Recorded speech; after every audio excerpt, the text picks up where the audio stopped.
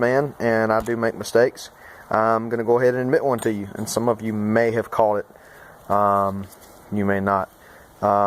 This plate goes on the top carburetor, and that plate goes on the bottom.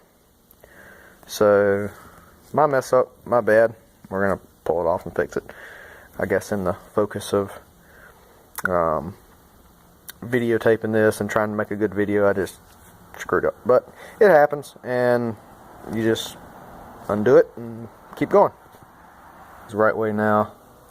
Now that they're right, I'm going to snug all 8 of these screws down. And just light pressure. You don't need to really torque them down or anything.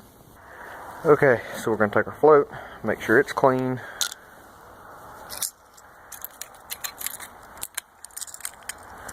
A little needle. Remember, we checked for the little ridges. Dump this out. And then our little float axle, or pin, or whatever. Float pin. That's a good name for it. So anyways, I'm going to try to do this with one hand, so bear with me for a moment. Take our float.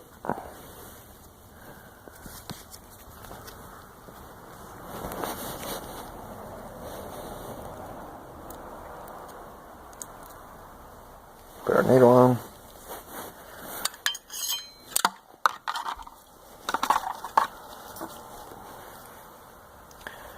If you can see exactly what I'm doing here, I'm going to put a little bit of lubricant, daggum screwdriver, in the seat. And then I am going to set the float in there. Oh crap.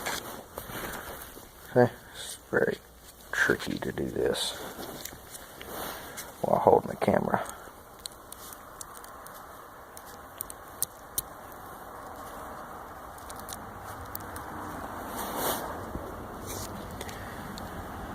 Okay, so we're going to get the float.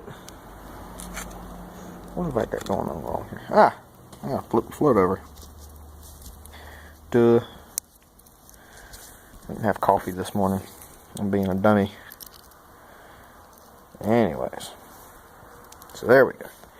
So now that my float's right, there's my needle. I'm going to hold this, and I'm going to try to set this with the needle in the seat, and then of course the float can just kind of rest on there. There we go. And then we'll take this.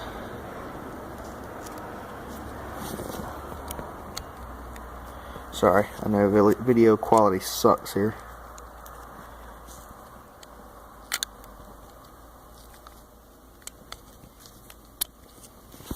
There we go. Slide that in, and you'll notice it stops right when the ridges get there. And then we're going to do the same principle for when we're taking it apart. I'm going to use my little 1/4 inch end, place it on there, and then tap it with a small hammer, and I'm going to go ahead and do this on both of them. Alright, I just want to go ahead and make a note. You don't have to drive this thing all the way in. This one went in a little bit farther than normal, but I believe this is the one that... no, it was the other one. But this is no big deal. You just get it in there. Don't hit it too hard, because you can break those little ears off, and then you got to replace the carburetor. And we'll check our float height here. I'm not entirely happy with that. I may adjust it by bending that little tab, because you won't, as you're looking at it from the side, of course with your little float pin on the left, you want a slight uphill angle about like that, and that just keeps your carburetor from flooding. But not a huge deal, just something I'm gonna adjust a little bit. Alright, zoom, come on, focus, focus.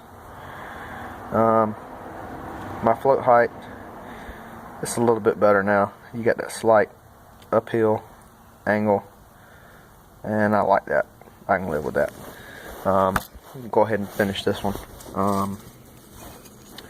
So next thing we do, of course we got our bowl cleaned out, no trash in there. It's extremely critical. Take this, set it on there, and you gotta really make sure you line this thing up with that little gasket, otherwise it won't want to seal right. And these things are kind of a pain in the butt, but oh well. If you remember, top carb had the little nipple on the bottom, and there's no way I'm going to do this with one hand, so hold on. Alright, at this time I don't know if they're still available or not, I'd have to check, but this little black rubber O-ring just faulted me like crazy. Right here at this spot, actually, where this little loop is here, it did not want to go back to its home and fit like it ought to, so I just followed it for probably 5 minutes to get it back in place, and then of course snug this down with 7/16. Just be aware, something you may run into, and just call your local shop, see if they can get the kit for this that should be in there, and get a new one. But that, so the next thing I want to go over with you on this, get it turned around, is the mixture screw. Get a little spring.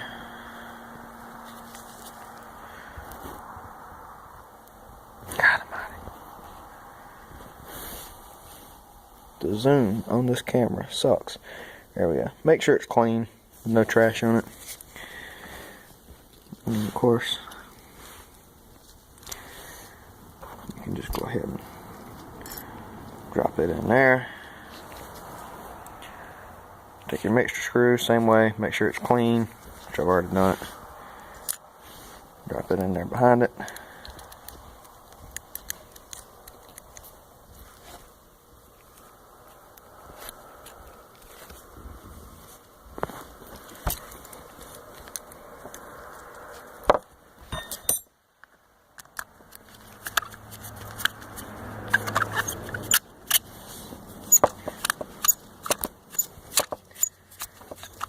And what you want to do is you want to run it in to a lightly seat. So you're going to feel the spring tension come in, and then when you feel like it stops, right there. So I'm only using 2 fingers to turn this. It's not a lot of pressure, but right there I can't turn it with 2 fingers. And then we're going to back out 1.5 turns. Half, 1, half. That's what we're going to go with. Do the same exact thing with your bottom carburetor, and once I do that, this will probably be another video, another part once I get the other one back together. We'll of course hook up the linkage and then put the piece of fuel line between this one and that one, and we'll be ready to reinstall it on the engine. Alright, so once again I think of something of course after I videotaped, and basically when you put this mixture screw in, whatever kind of lubricant you're using, put a couple drops in there. I didn't even think about it in the other one, and it made it very difficult to turn it, to set it. Just put a couple drops in there, it's just going to be fine. It makes it so much easier to set this. So I'm actually going to pull this one back out, put a couple drops of the metal protector in there, and then put it back in. And this one was out 3 turns, this one was out 1.5. I'm putting them both at 1.5 because I can do that. I can adjust that later depending on the way the engine performs. And that should be it. Of course, putting the fuel line back on there is simple. I'll show you real quick. Of course, when you put the fuel line on, you can take these here, and they should just work together relatively easily. And you can actually hold that and then put your fuel line on. And like I said, look for this to be sticky or extremely stiff. Old school Mercury line had a it was very smooth gray, and it had a liner inside that would come apart and get things stopped up. So look for that. Look for separation of the liners. Look for the very sticky, just horrible feeling fuel line, and look for it to be extremely stiff. I mean, this line here, I can bend it with 2 fingers. So I mean, it's not stiff. It's fuel line, but that's what you want to look for in case you need to replace it. Yep. So that should be it. And then of course, the assembly back on the engine. But like I stated before, I can't videotape that one because it was a service call. But that should be everything you need to know to disassemble, clean, and reassemble a set of carburetors off of a 2-stroke 40 horse 1990 model Mercury. And they use this very similar setup through many years. So that's not only a 1990 that this will apply to. It'll apply to a lot, actually. They used it on very many years. But there you go. That should be it. And I really appreciate y'all watching and checking it out. If you have time, leave a comment. I very much appreciate suggestions. And like the page, subscribe if you want. I said in a previous video I'm going to do a lot more stuff with this, so maybe do some tool reviews and show you some specialty tools you may need if you're working on a certain engine. If you have something you'd like to see done on a specific outboard engine, I do motorcycle work as well. Give me a comment, send me a message. If I can make it happen for you, I'll do it, because you guys are the whole reason why I'm doing this. Try to help somebody out and whatnot. But yeah, so give me a like on the video, give me a comment, any suggestions, send me a message, subscribe to the channel, and thank you all very much for watching. Have a kick-ass day. Peace.